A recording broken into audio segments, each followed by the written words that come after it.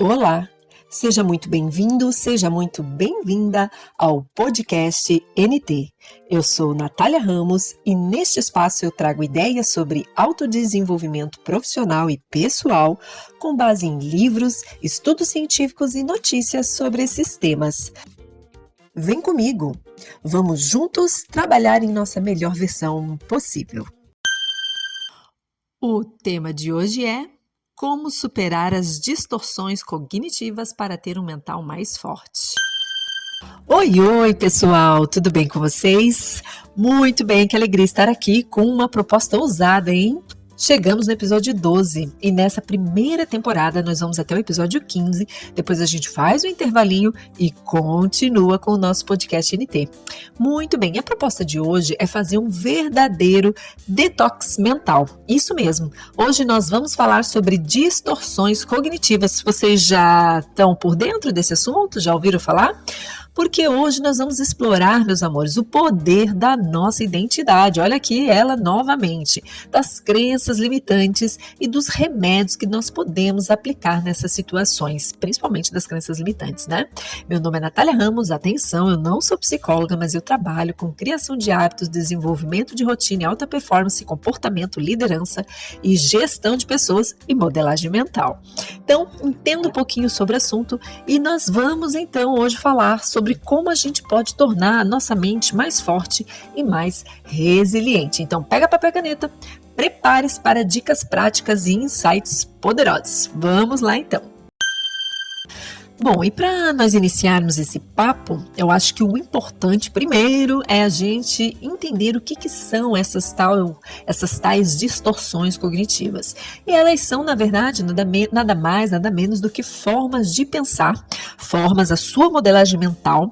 Então, são formas de pensar que distorcem a realidade e nos levam a interpretar o mundo de uma forma equivocada, que pode muitas vezes levar a sentimentos ruins, sentimentos negativos. Inclusive, tem um dos fundadores da terapia cognitiva, o Aaron Beck, que ele fala que essas distorções, elas são frequentemente a raiz dos nossos problemas emocionais e que, inclusive, elas podem interferir em nossas escolhas e podem gerar sofrimentos desnecessários. Então, o objetivo de eu estar trazendo esse tema para você é para te ajudar a viver de uma forma mais leve, equilibrada, para que você consiga identificar esses pensamentos distorcidos para você poder mapear e conseguir aplicar um remédio para conseguir viver melhor, ok?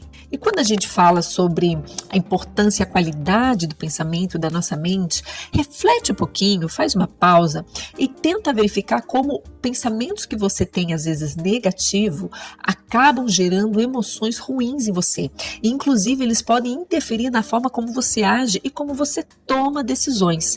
Então, muitas vezes, nesse mundo que é permeado pela ansiedade, acontece que a gente, às vezes, sofre um pouco mais quando a gente imagina como uma situação vai ser. É o tal sofrer por antecipação. A gente tem uma situação difícil pela frente e a gente começa a fazer vários cenários de como é que vai ser aquela situação quando ela vai acontecer. A gente começa a imaginar na nossa mente. E muitas pessoas têm uma tendência de imaginar coisas ruins, que vão acontecer coisas ruins. É isso que eu chamo de sofrer por antecipação. Só que muitas vezes esses pensamentos, eles não refletem a realidade do que vai acontecer de uma forma precisa, né? Às vezes está vendo um exagero dos cenários, das hipóteses, das situações que podem ocorrer, né? E na maioria das vezes a gente nem se dá conta que nós estamos presos em certas distorções, que nós temos essas crenças limitantes que geram distorções da realidade, né? Então, vamos ser práticos com isso que eu estou trazendo aqui. Imagina que você está, que nem eu comentei anteriormente, imagina que você tem uma reunião no trabalho e que essa reunião vai ser difícil. Você vai ter que definir itens difíceis que vai afetar diretamente outras pessoas.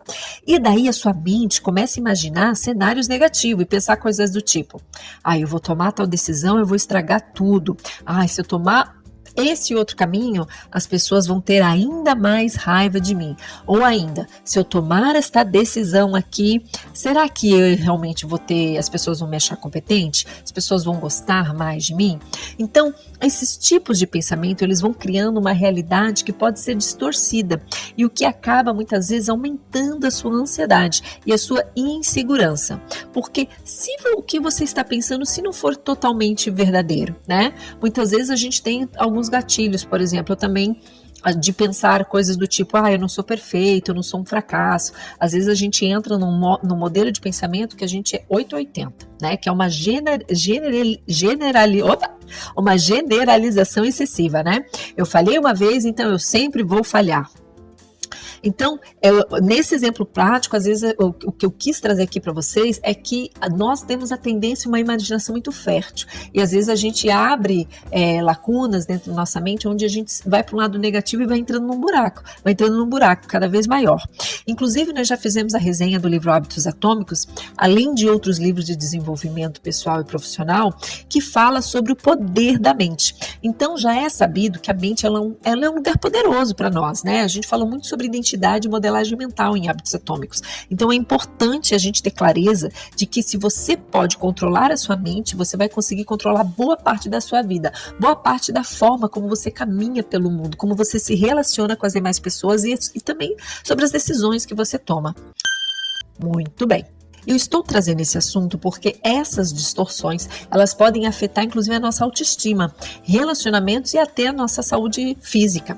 Saiu um estudo que foi publicado na revista, vou arriscar meu inglês aqui, Cognitive Therapy and Research, que é onde nesse estudo mostrou que as pessoas que reconhecem e desafiam suas distorções cognitivas, elas têm níveis mais baixos, bem mais baixos de ansiedade e depressão. E o que isso significa para nós? Que quando você identifica e passa a enfrentar esses padrões de pensamento que são distorcidos, você começa a dar um bom passo na direção da sua saúde mental e, consequentemente, do seu autodesenvolvimento. Por isso que é importante você mapear e identificar se os seus pensamentos não andam te sabotando, se você não tem crenças limitantes que andam sabotando o seu desenvolvimento, o seu crescimento, né? Então vamos para um exemplo prático. Imagina que você recebeu uma crítica no trabalho. Então, em vez de você pensar assim, eu sou fraco, eu realmente sou um inútil, enfim, coisas depreciativas, você pode reavaliar e pensar outra coisa, de outra forma, né? Recebeu uma crítica que não foi legal no trabalho, que tal pensar assim, ok, essa crítica é um feedback e é uma oportunidade de aprendizado. É um lugar, é um espaço onde eu preciso melhorar, é uma área que eu preciso melhorar aqui na parte da minha carreira, né? Então, outra coisa que é importante deixar claro é que quando a gente recebe uma crítica no trabalho, o feedback, muitas vezes a pessoa geralmente, né, apesar que a gente tem muito problema comportamental, mas a pessoa geralmente vai criticar o quê? O seu trabalho que você executou, né? E não está aqui falando que você é uma pessoa horrível e tal, né? Então, ou se é um problema comportamental, também tá ok. A gente não precisa se martirizar por isso, porque comportamento a gente já viu em hábitos que é possível você modelar. É possível você mudar o seu comportamento, né? Então, entender também que quando a gente recebe uma crítica, que todo mundo está sujeito a erros, todo mundo está sujeito a falhar de vez em quando. Inclusive, há dois episódios atrás, eu falei sobre esse medo de falhar que acaba gerando muitas distorções cognitivas sobre nós, né? Eu falei sobre o Ryan Leake naquele livro, autor daquele livro Chasing Failure, onde ele defendeu que falhar não é apenas inevitável, ele faz parte do caminho, né? Só que nós, desde criança, nós somos educados de uma maneira onde a gente teme o fracasso, porque se você teve um erro, um tropeço na tua carreira, é uma coisa terrível, isso vai definir você para o resto da vida, né? Então ele até comenta que é ruim reprovar uma matéria, a gente não pode falhar no relacionamento, né? Sem dúvida a gente não pode falhar nos negócios. Então, assim, nós vivemos numa sociedade onde permeia uma ideia de perfeição, né? Isso passa a nos massacrar também, apesar de que é normal errar, né? E ele coloca para nós aqui que quando a gente continua permitindo que nada menos do que a perfeição seja a nossa régua, isso é muito ruim, é muito difícil daí, né?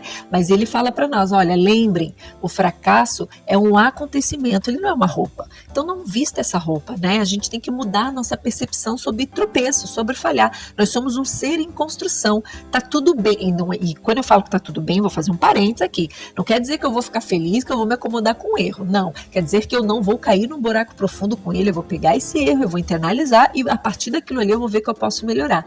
E não vou usar o erro como muleta para ficar naquele modelo mental de coitadismo, tudo de ruim acontece comigo, né? O universo me escolheu, todo dia é dia do azar, então é isso que a gente tem que tomar um pouco de cuidado. Por isso, a dica também aqui do que eu estou falando é, não vista a roupa do fracasso, entenda que ele é um degrau na escada do seu sucesso.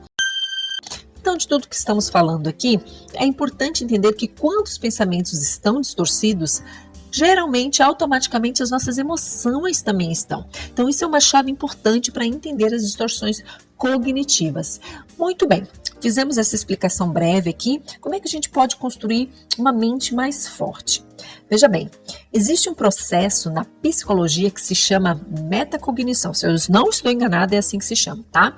Que é onde você se desvincula do pensamento. Eu fazia isso quando eu era adolescente, nem tinha ideia que eu estava fazendo isso. Então, o que você faz? Você incorpora, compreende que o pensamento não é você. E é como se você saísse do seu corpo e estivesse olhando o pensamento de fora, sabe? Então você separa você do pensamento. Imagina aí que você está fora do seu corpo e que o seu eu de fora está analisando todos os seus pensamentos, né?